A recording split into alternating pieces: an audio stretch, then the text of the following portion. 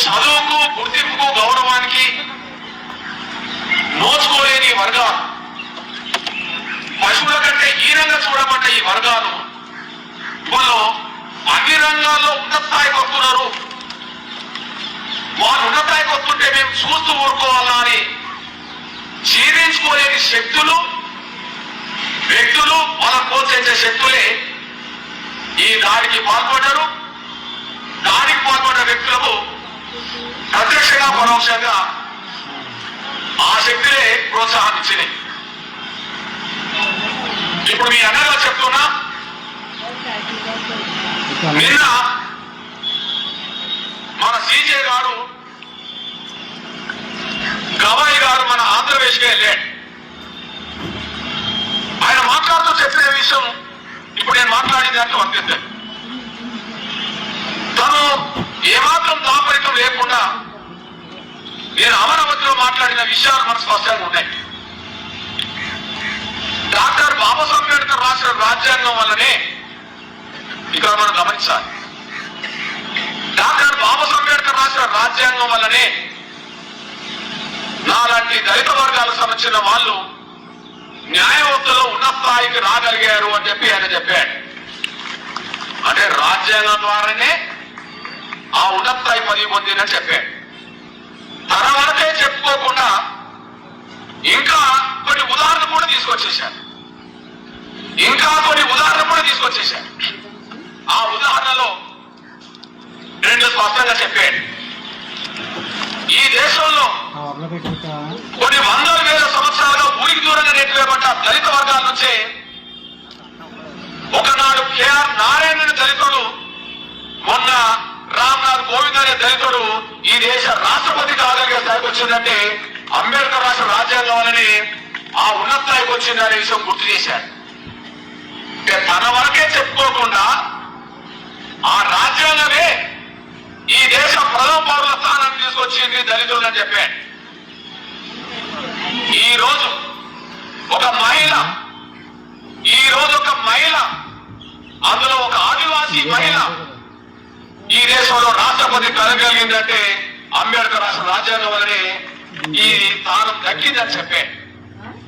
అంతేకాకుండా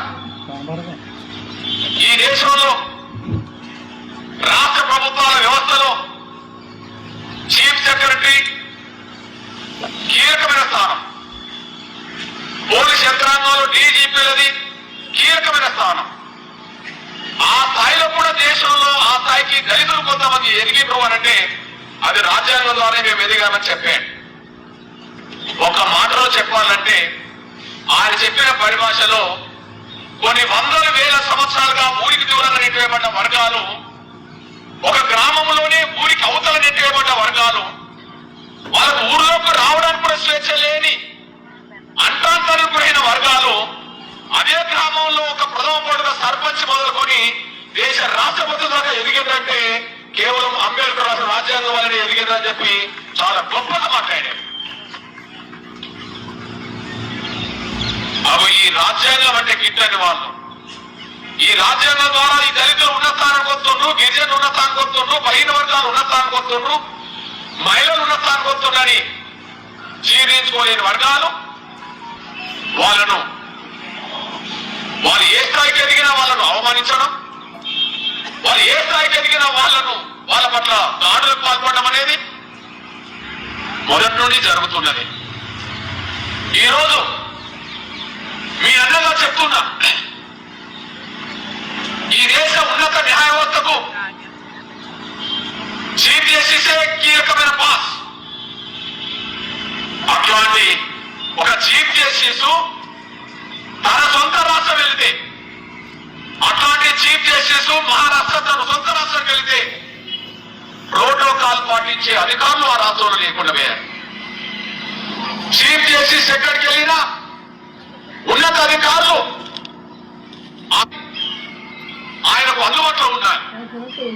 కానీ ఒక దళితుడు చీఫ్ జస్టిస్ అవుతే మేము ఎందుకు ప్రోటోకాల్ పాటించాలని చెప్పి ఉన్నత వర్గాల భావాలకు సంబంధించిన వాళ్ళు ప్రోటోకాల్ పాటించలేదనేసి మనం మర్చిపోవాలి.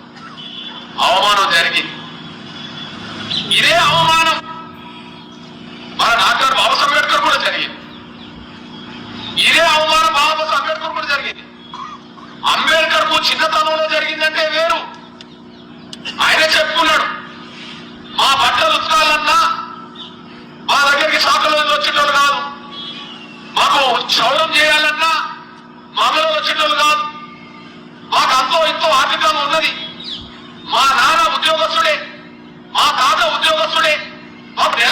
వస్తుంటది మా ఇంట్లో, కానీ మాకు వనరులు ఉన్నా కూడా మా దగ్గరకు వచ్చేవాళ్ళు కాదు. మా పక్కన ఉండబడే మా పశువులకు కూడా వాళ్ళ దగ్గరకు వచ్చి పోయేవాళ్ళు, కానీ మా దగ్గరకు వచ్చేటోళ్ళు కాదని చిన్నప్పుడు జరిగిన విషయాలు చెప్పుకునేవాడు. మా బట్టలు ఉతికింది మా అక్కేనని, మా క్షౌరం చేసింది మా అక్కేనని ఆయన బాధపడుతూ చెప్పాడు చిన్నప్పుడు, గుర్తు చేసుకోండి. కానీ విదేశాల్లో చదువుకొని కూడా, ఉన్నత స్థాయిలో చదువుకొని కూడా, ఈ దేశంలో ఎవరు చదువుకొని వచ్చి కూడా ఆయన చదువుకోవడానికి సహకరించిన మహారాజా దగ్గర ఉద్యోగం చేస్తుంటే, ఆ ఉద్యోగం చేస్తున్న కాడ ఒక క్లర్క్ కూడా, ఒక స్వీపర్ కూడా, ఒక ప్యూన్ కూడా ఆయన దగ్గరకు వచ్చి నీళ్లు చేతి నుండి అందించిన పాపాన పోలేదు. మంచి నీళ్ళు ఇవ్వడానికి తీసుకొచ్చి టేబుల్ పెట్టి మీరు తాగండి, మీరే స్థాయి ఎదుగుతేంది, మీరు దళితులు కదా, మీరు అంటున్నారు కదా, మేము సమానం అవుతామని చెప్పి ఒక దేశంలో ఉన్న స్థాయిలో చదువుకొని వచ్చి ఉద్యోగం చేస్తున్నప్పుడు ఒక క్లర్క్ కూడా ఆయనకు నీళ్లు ఇవ్వడానికి సిద్ధంగా లేని పరిస్థితులు ఉన్నారనే విషయం ఆయన చెప్పుకున్నాడు. ఈ దేశంలో దళిత వర్గాలు ఎంత చదువుకున్నా, ఎంత స్థాయికి ఎదిగినా సమానంగా చూసే వ్యవస్థ లేదని, నువ్వు ఉన్న స్థాయిలో సుప్రీంకోర్టు చీఫ్ జస్టిస్ అయినా ప్రోటోకాల్ పాటించే అవసరం మాకు లేదని చెప్పి అంబేద్కర్ కాలం నుంచి గవాయి కాలం వరకు రుజువుతూనే ఉన్నది. అంతకుముందు ఎప్పుడో రుజువు అయింది. ఈ నేపథ్యంలో మీ అన్నగా చెప్తున్నా, అదే సమయంలో సుప్రీంకోర్టులో కొద్ది రోజులు ఒక చర్చ జరిగింది. డాక్టర్ బాబాసాహెబ్ అంబేద్కర్ స్ఫూర్తికి అనుగుణంగా గవాయి గారు తమ పాత్ర పోషిస్తున్నాడు. ఆయన చీఫ్ జస్టిస్ అయిన వెంటనే, ప్రమాణ స్వీకారం చేసిన వెంటనే అందరినీ పలకరిస్తూ జై భీమ్ అనుకుంటూ పోయాడు. అక్కడ ఉన్నబడే సుప్రీంకోర్టులో ఉన్నబడే న్యాయవాదులు, ఉన్నత వర్గాల న్యాయవాదులకు అది అడ్డయింపుగా మారి సుప్రీంకోర్టు ప్రాంగణంలో ఉండబడే